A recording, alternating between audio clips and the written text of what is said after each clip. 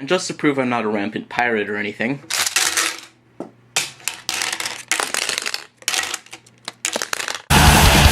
the Easy Flash 4 is an extremely Nintendo unapproved method of having all of your games with you at all times. It is a Game Boy Advance flash cart, but will work in any system that runs Game Boy Advance games, whether that be your Game Boy Micro, your Game Boy Advance SP,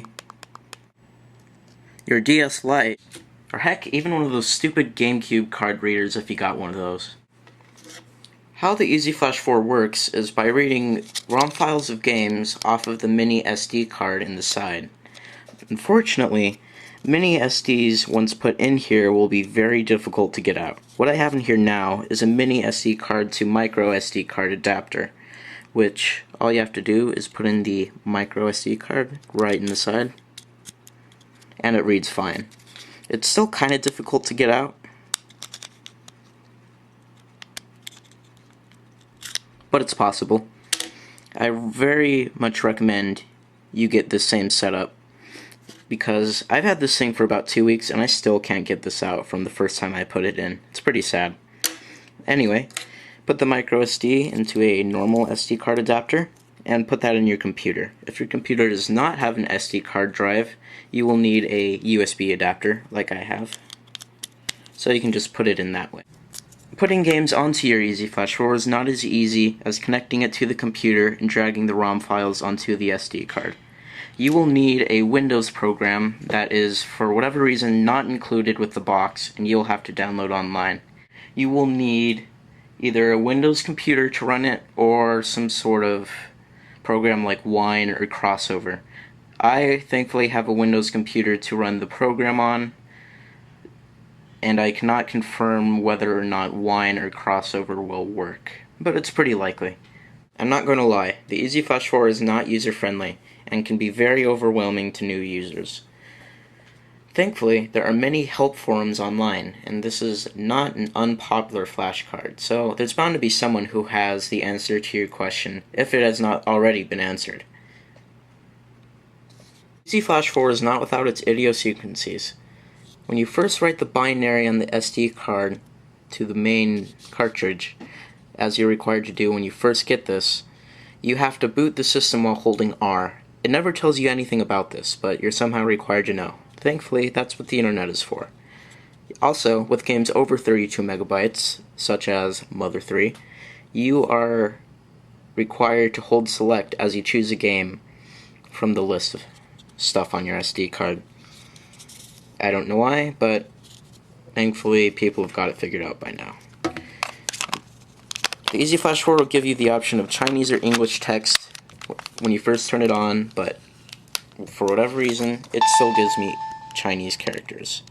But the menus aren't very difficult, and you can get through most of them by just clicking A.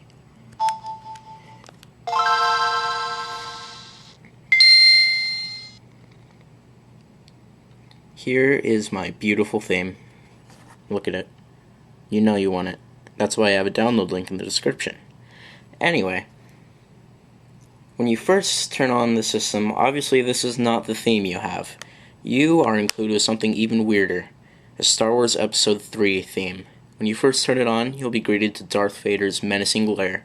When you get to this main menu, you'll see Obi-Wan and Anakin duking it out with their lightsabers. I don't know why, but thankfully they gave you an option to change it on the computer. Here is what you'll want: the games. Mother 3 is at the very top, but here are the rest.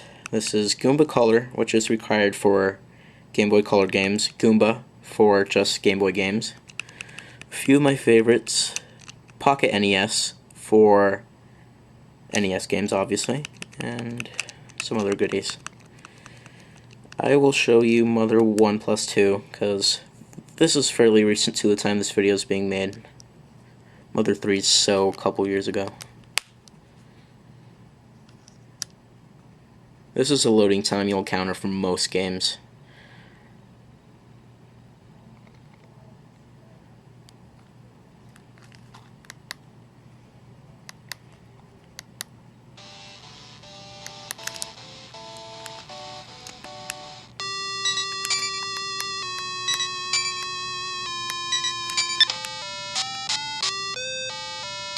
awesome.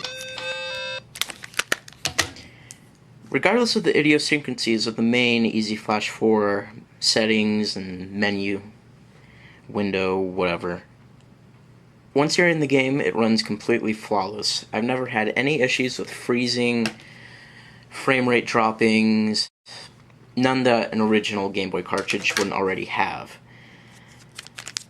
There are also no things that emulators usually have, like save states, turbo. You're going to have to play the game normally. You don't have those kind of things. Let's compare cartridges. They're a little different in size and shape, but once they're actually in, you'll barely notice a difference. The texture is a little more grainier on here than the smooth plastic of the normal cartridge, but you get used to it. It's definitely not a problem. If you want all your Game Boy Advance games in one place, you definitely need this. There are other versions of the Easy Flash 4, specifically ones meant to go flat along the DS Lite Game Boy Advance slot instead of stick out like they do with this. But